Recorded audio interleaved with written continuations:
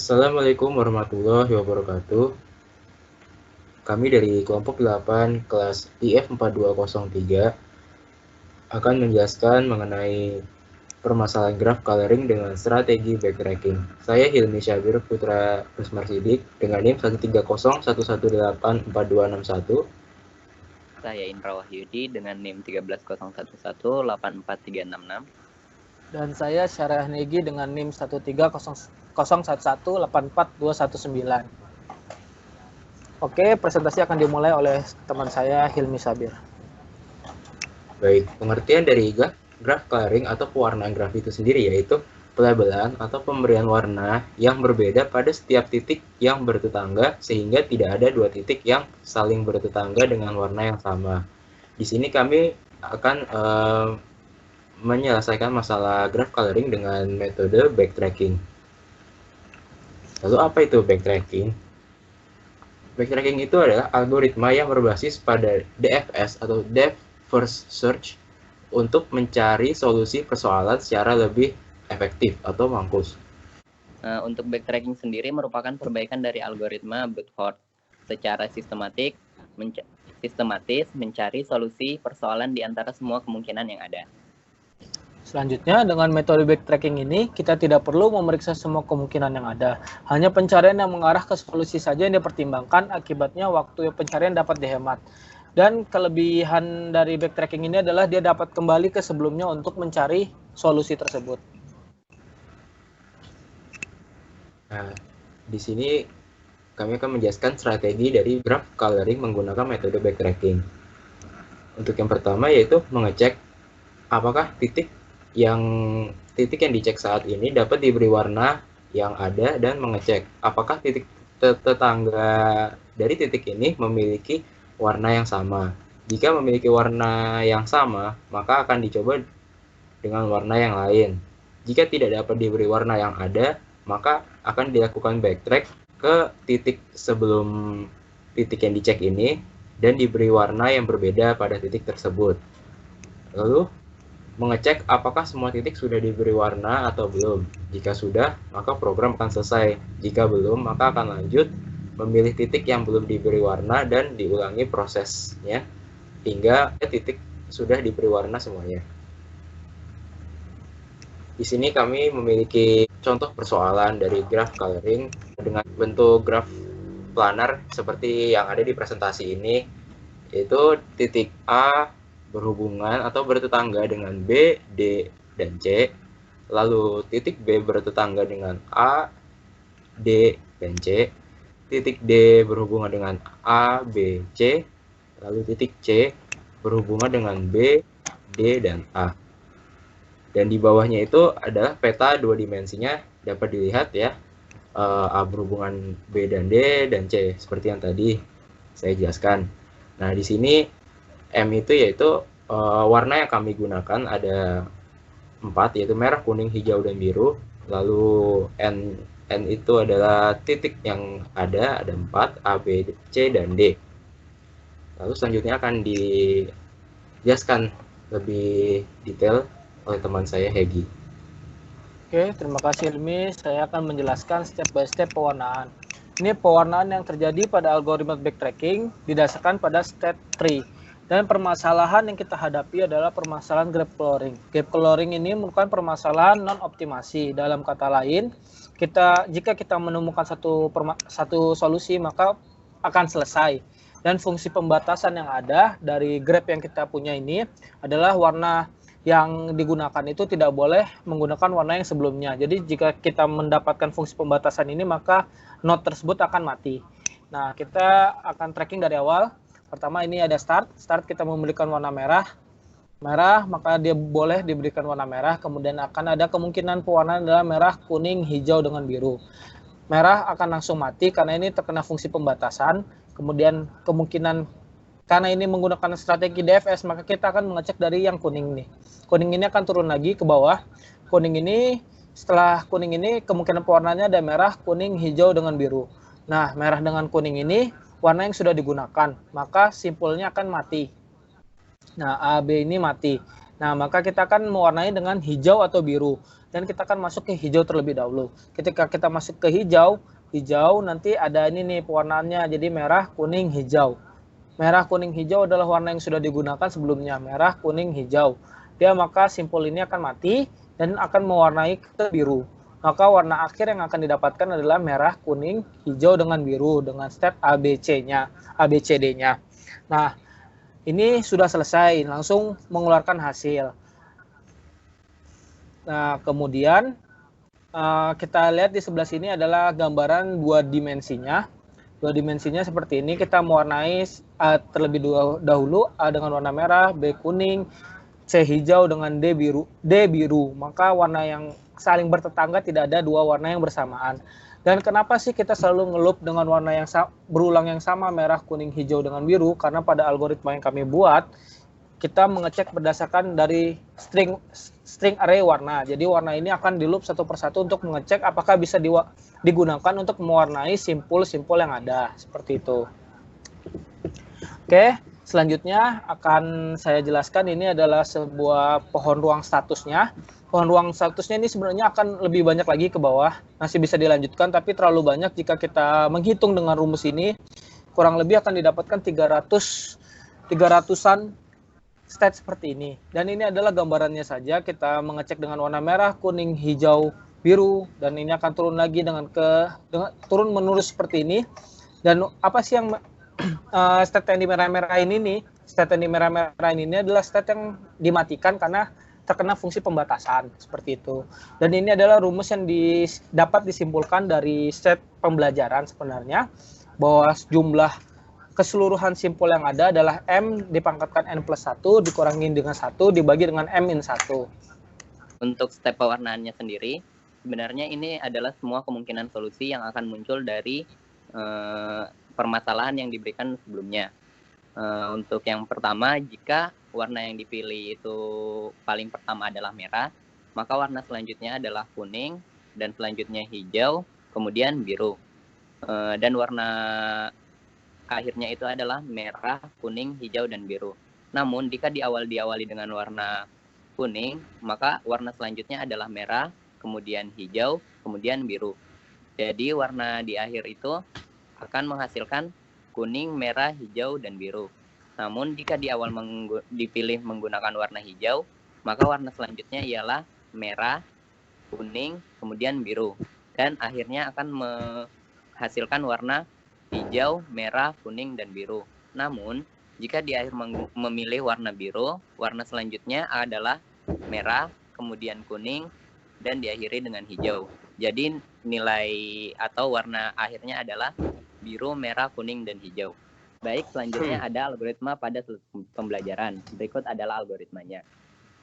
Di sini, dia akan melakukan perulangan sampai semua simpul telah dicek. Di awal perulangan itu, setelah masuk perulangan, akan memanggil fungsi warna berikutnya. Fungsi ini akan mengecek warna-warna berikutnya pada simpul ini atau simpul tetangganya. Dia bakal ngecek semua simpul tetangganya, apa aja warna yang bisa digunakan. Nah, kemudian dia bakalan masuk ke percabangan. Percabangan ini mengecek apakah semua simpul telah dilakukan. Jika semua simpul telah didatangi atau sudah dicek, maka stop akan di-citro dan perulangannya akan berhenti. Jika tidak, dia akan masuk ke pencetakan solusi. Nah, pencetakan solusi itu bisa dilakukan jika seluruh simpul sudah diwarnai. Jika seluruh simpul belum diwarnai, maka dia akan melakukan pewarnaan graf sesuai dengan warna simpul berikutnya. Baik, untuk lebih jelasnya akan dilanjutkan oleh teman saya, Hegi. Ya, seperti yang kita ketahui tadi, ini adalah fungsi utama untuk pewarnaan graf. Dan di sini ada fungsi warna berikutnya. Fungsi warna berikutnya ini sebenarnya ada di algoritma yang sudah kita pelajari di kelas. Algoritma yang kita pelajari di kelas seperti ini nih. Intinya di sini akan mengisikan nilai-nilai yang bisa digunakan untuk pewarnaan. Dan kita mengecek terlebih dahulu pertama. Kita membagi nilai yang ini warna berikutnya. Dan jika warnanya sama dengan 0, maka dia langsung berhenti perulangannya. Jika tidak, maka kita akan meriksa simpul-simpul tetangganya. Simbol-simbol tetangganya itu warna apa aja sih yang ada. Jika warnanya yang sama maka tidak akan diisikan, tapi jika warnanya dia sama dengan warna yang ingin kita gunakan maka dia akan langsung mengeluarkan dari perulangan. Jika tidak dia akan memeriksa terus-menerus hingga sama dengan jumlah keseluruhan simpul. Nah, jika sudah keluar nih dari while yang ini maka dia akan J-nya itu akan bertambah lagi. Nah, untuk menghentikan while yang di atas ini ketika udah sampai N+1 atau udah di posisi terakhir maka dia akan stop sama dengan true. Habis itu dia keluar. Jika tidak perulangannya akan terus dilanjutkan. Seperti yang tadi kita ketahui di sini. Oke. Akan dipanggil seperti ini. Warnanya sudah ada, sudah dijelaskan oleh teman saya sebelumnya. Jika warna yang digunakan tidak ada, maka dia akan berhenti. Jika dia belum ada, maka akan dicek lagi. Sudah selesai belum semuanya diwarnai. Kalau sudah berarti langsung dicetak. Kalau tidak, dia akan rekursif memanggil lagi. Nah, ide ini digunakan untuk membuat algoritma yang kami buat. Namun sedikit berbeda. Yang kami buat ini pertama dengan ini kita memasukkan sebentar. Nah, ini dia ada iterasi pertama. Iterasi ini adalah apa? Kita ngeloop warnanya. Seperti yang saya bilang tadi, kita mengeloop berdasarkan string array warna. Nah, maka di sini kita meloop berdasarkan warna. Kita cek dulu, bisakah diwarnai vertex yang kita ingin warnai itu, simpul yang ingin kita warnai, kita cek. Nah, kita akan memanggil namanya ini fungsi set warna. Set warna ini akan mengecek seluruh tetangganya. Mengecek tetangga ini dia mempunyai status sudah diwarnai atau mengecek tetangganya itu memiliki warna yang sama dengan warna yang kita miliki. Maka dia akan mengembalikan false. Jika tidak, maka dia bisa diwarnai. Jika bisa diwarnai, maka kita akan mewarnai dengan warna yang kita loop pertama. Nah, ini dan color count-nya kita akan tambahi 1. Color count ini dia untuk menghitung sudah banyaknya vertex berapa yang diwarnai. Jika tidak, maka kita akan melanjutkan prosesnya, di continue saja. Continue ini seperti break, namun dia melanjutkan, bukan mengeluarkan. Nah, selanjutnya kita akan color count jika warnanya sudah sebanyak vertex. Jadi banyaknya vertex ini adalah basisnya nih. Basisnya jika semuanya sudah diwarnai maka dia akan return true. Dalam kata lain berarti dia sudah selesai diwarnai semuanya. Jika tidak kita akan melakukan proses rekursif tadi. Rekursif tadi itu dilakukan dengan kita mengecek seluruh tetangganya. Dan seluruh tetangganya ini bisa dikasih warna atau tidak. Kalau bisa dikasih warna, kalau belum dikasih warna nih, maka dia akan dikasih warna dengan rekursif memanggil seperti ini dan return true terus. Jika ini sudah tidak terpenuhi lagi nih, maka dia akan backtrack. Jika tidak bisa, dia akan backtrack dengan warnanya tidak diset, status warnanya juga jadiin false, dan dia akan meritukan false. Jadi warnanya itu tidak bisa diwarnai, root itu. Atau simple itu tidak dapat diwarnai. Oke, kemudian kita akan menghitung kompleksitas waktunya. Kompleksitas waktunya kalau kita lihat di sini nih sebenarnya ada loop untuk mewarnai, dan loop untuk mengecek tetangga. Loop untuk mewarnai sendiri ini kita loop biasa saja, maka kita bisa cari nih di sini ada dua for sebenarnya, for di set warna dengan for di atas ini. For utama ini sebenarnya akan dihadapi oleh keseluruhan ini, loop warna dan loop cek tetangga. Jadi kita mengecek yang set warna dulu. Loop set warna ini digunakan sebanyak sampai banyaknya M atau banyaknya tetangga ini, maka kita akan mendapatkan kompleksitas waktunya adalah M-1. Nah, kemudian kita akan mengecek yang di sini nih, kompleksitas waktu yang rekursif terlebih dahulu. Rekursifnya kan berarti dia akan mengecek setiap vertex dan akan dikurangi sampai vertex itu habis kan semuanya basisnya. Maka kita dapati bahwa basisnya itu ketika dia 0 atau ketika N ini kasusnya berarti sudah semua diwarnai atau 0, maka dia tidak akan melakukan proses apa-apa, akan menyelesaikan. Jika belum, maka kita akan menggunakan satu rekursif dan akan mengurangi node-nya itu -1, maka akan seperti ini, 1 plus T dalam kurung M-1. Nah, M ini jika posisinya sudah sampai dengan M, maka T-nya akan 0. Maka kompleksitas waktunya adalah M. Nah, M. Dan kita ketahui bahwa di sini dia ada loop lagi sesuai ke tetangganya. Sesuai ke tetangganya, maka kita hitung lagi 1 sampai M. 0 sampai M. Maka kita mendapatkan bahwa fungsinya adalah M kuadrat min 1. Karena di sini M min 1 dikalikan dengan M. Jadi M kuadrat min 1. Dan kita ketahui bahwa dua fungsi looping ini tidak saling berhubungan, maka akan ditambahkan, maka kita dapatkan M kuadrat plus M min 2. Selanjutnya kita ketahui bahwa semua loopingan ini nih, loopingan atau kompleksitas waktu M kuadrat plus M min 2 ini tergantung dari looping yang paling atas nih. Looping paling atas ini kita bisa hitung lagi Tn luarnya itu dengan dia sebanyak sampai N kali N warna. Jadi maka kita dapatkan adalah N min 1, terakhir kompleksitas waktu totalnya akan menjadi n-1 dikalikan dengan m kuadrat plus m-2. Atau bisa kita lihat ini big O n m kuadrat atau nm pangkat A. Oke, seperti itu. Dan kalau kita melihat ini agak sedikit berbeda kompleksitas waktunya dengan yang dijelaskan sebelumnya pada materi slide yang pembelajaran yang diberikan. Kita dapatkan bahwa pewarnaan dengan backtracking ini bisa didapatkan dengan nm dipangkat dengan n, itu big O-nya. Jadi kurang lebih hampir mirip lah seperti ini, cuma mungkin faktor m kuadratnya itu yang membedakannya. Oke, selanjutnya akan ada kesimpulan. Kesimpulannya bahwa algoritma runtut balik ini dapat diterapkan untuk permasalahan graph coloring. Algoritma ini dapat diimplementasikan untuk sembarang graph yang memiliki n simpul dan m warna. Namun perlu diingat graph yang bisa diwarnai itu adalah graph-graph planar yang bisa diwarnai, dalam kasus kami diwarnai dengan 4 warna. Jika kita mewarnai dengan 3 warna, maka satu simpul pasti tidak dapat diwarnai karena keterkaitan antar hubungannya seperti itu. Oke, kita akan lanjut ke algoritma yang kita buat. Oke, algoritma yang kami buat ini didasarkan pada program bahasa Java. Jadi secara tidak langsung kami menggunakan paradigma OOP atau berbasis objek. Jadi kita membuat objek dulu nih. Objek pertama adalah objek simpul atau vertex. Kita membuat seperti ini, ya statusnya lah kita membuat ini dengan bisa memasukkan tetangganya, bisa memasukkan ini, oke. Kemudian kita ada edge, dia menjelaskan bahwa hubungan yang vertex 1 dengan vertex selanjutnya, dan ini adalah colors. Colors ini adalah fungsi utama dari pewarnaan tadi. Seperti kita ketahui, colors ini dideklarasikan dengan kita mencari warnanya apa saja, kemudian kita kasih berapa banyak vertex yang ada dalam list atau dalam graph yang kita buat. Kemudian akan fungsi warna tadi seperti yang sudah dijelaskan, dia akan mewarnai dan akan backtrack di sini jika tidak bisa diwarnai. Nah, kemudian di mgraphics ini kita akan membuat hal pertama kita harus mendeklarasikan vertex-vertex yang kita buat. Kita buat dengan nama A, B, C, D. Ada 4 vertex dan kita kemudian masukkan ke dalam sebuah list namanya list vertex list. Kita masukkan vertex list ini, vertex-vertex yang sudah kita buat, dan kemudian kita tambahkan ketetanggaannya.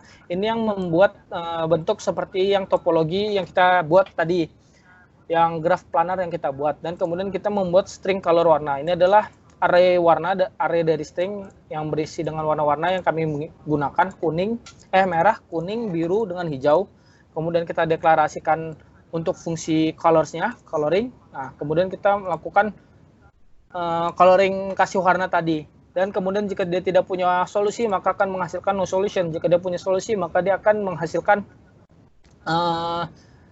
warna-warna dari vertex yang kita miliki. Seperti yang tadi kita ketahui bahwa vertex yang kita lakukan, yang kita buat itu bisa diwarnai dengan 4 warna yang berbeda. Oke, seperti ini tuh. Maka dia akan mendapatkan hasil seperti ini, red, yellow, green, dan blue. Nah, ini hasil yang kita dapatkan. Jadi setiap vertex memiliki warna yang berbeda. Benar nggak sih kita kalau misalnya 3 tadi seperti yang saya bilang itu tidak bisa diwarnai, coba kita hapus warna green ini. Oke, jika kita hapus, maka satu vertex tidak bisa diwarnai karena warnanya sudah saling bertetangga. Jadi mau tidak mau harus ada 2 yang berwarna sama, namun itu tidak diperbolehkan dalam problem pewarnaan. Oke, sekian dari saya. Terima kasih atas perhatiannya untuk video tugas besar ini, penjelasan tentang program yang kami buat mengenai graph coloring problem dengan algoritma backtracking. Saya Syariah Negi pamit undur diri. Wassalamualaikum warahmatullahi wabarakatuh.